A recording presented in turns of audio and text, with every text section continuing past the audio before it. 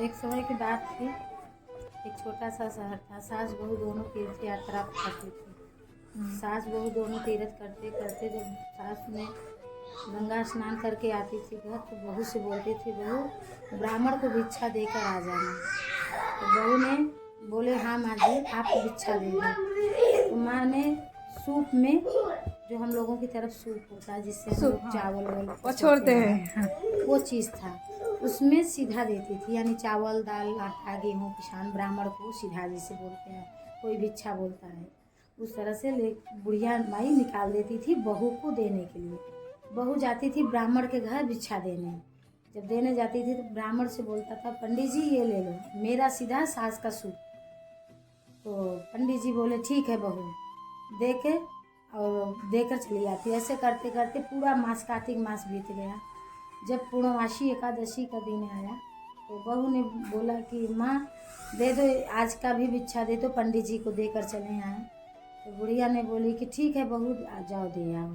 तो बूढ़ा पति उनका पैर वैर नहीं चल रहा था, इसलिए देने चली गई।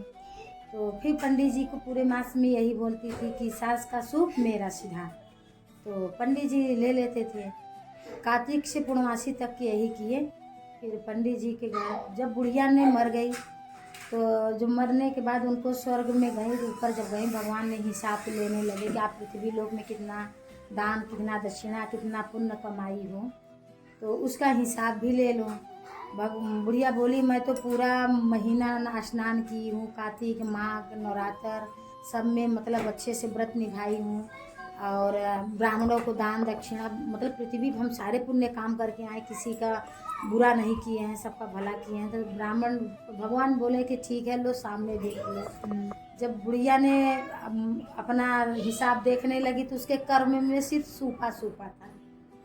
सूपा क्यों था? वही जो बुढ़िया जो बहू ने सीधा दिया था उसका सूपा मिला था। तो हमेशा बोलती थी कि बहू का सीधा और बुढ़िया माई का सूपा। तो जो दान में दी थी ब्राह्मण को वही तुमको मिला इस जन्म में, तो आपको सूपा मिला है। तो बोली कि नहीं, मैं तो हमेशा सीधा अपने हाथ से निकालती थी।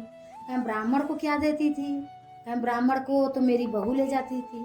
कहीं ब्राह्मण को जो दान दिया तो वो जो कह के दिया उसे वही मिलेगा ना।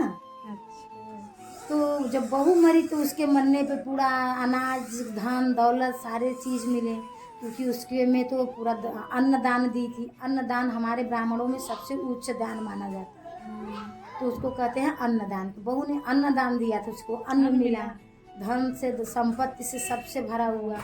बुढ़िया माई को सूपा मिला।